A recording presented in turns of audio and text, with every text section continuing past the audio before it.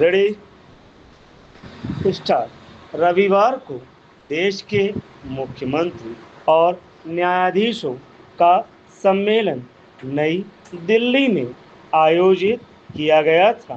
इस सम्मेलन में प्रधानमंत्री जी ने संबोधन के दौरान सलाह दी है कि हमको स्वमूल्यांकन करने के लिए आंतरिक तंत्र मजबूत बनाने पर विचार किया जाना चाहिए।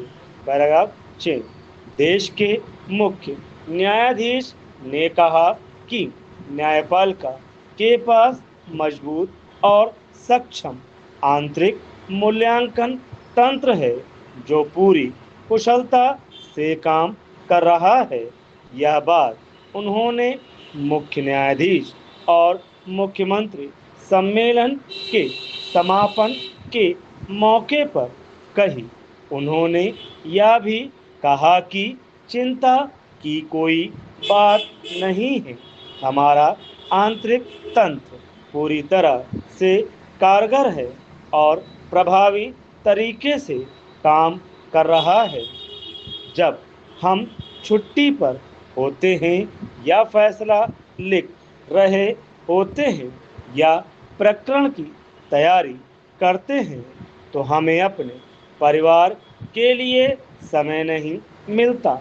मुख्य न्यायाधीश ने आंतरिक तंत्र की सिफारिश पर एक जज के खिलाफ जांच कमेटी बैठाने पर विचार किया जा रहा है। दूसरी ओर संसद द्वारा जज के खिलाफ महाभियोग की प्रक्रिया आरंभ करने पर विचार किया जा रहा है। हमने इस सम्मेलन में फैसला किया कि न्यायालयीन प्रकरण न्यायालय के अंदर 2 साल से ज़्यादा विचाराधीन न रहे और 5 साल में उसका पूरा निस्तारण हो जाना चाहिए।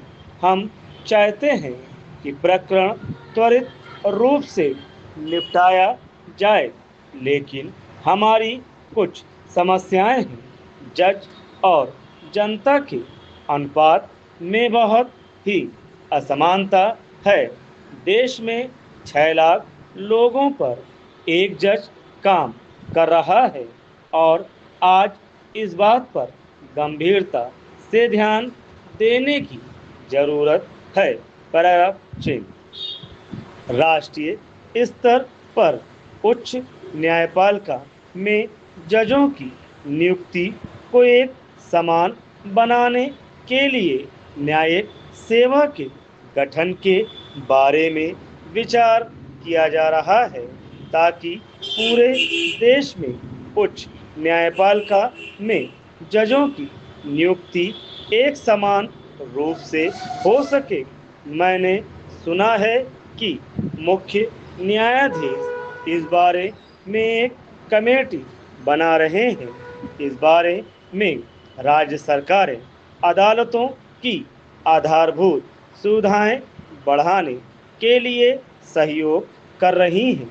सम्मेलन में बिहार के मुख्यमंत्री ने राज्य की न्यायिक व्यवस्था को मजबूत करने के लिए केंद्र सरकार से विशेष आर्थिक सहायता मुहैया कराने की मांग की गई है। तमाम कोशिशों के बावजूद राज्य सरकार केंद्र से समुचित सहयोग पाने में असफल रही है। उन्होंने यह कहा कि मानवीय हितों को देखते हुए न्याय के साथ विकास करने के लिए राज्य सरकार तत्पर है। न्यायिक प्रक्रिया के अंतर्गत मानवीय हित केंद्रित करना सही मायने में न्याय है। उन्होंने यह भी कहा कि अवर न्यायपालिका में आरक्षण का जिक्र करते हुए कहा कि राज्य सरकार की इस दिशा में सकारात्मक भूमिका रही है। दूसरे राज्यों में अवर न्यायपालिका और सरकारी सेवाओं में पिछड़े वर्गों को आरक्षण दिया जा रहा है। इसलिए बिहार में पिछड़े वर्ग को न्यायिक सेवाओं में आरक्षण देने के प्रस्ताव पर सहमति मिलनी चाहिए। यह सही है कि न्यायालय के अंतर्गत लंबित मामलों में कमी लाने के लिए उपयुक्त न्यायिक प्रक्रिया अपनाने की जरूरत होगी। राज्य सरकार इस उद्देश्य की पूर्ति के प्रयास में हिस्सा लेने के लिए उत्सुक हैं।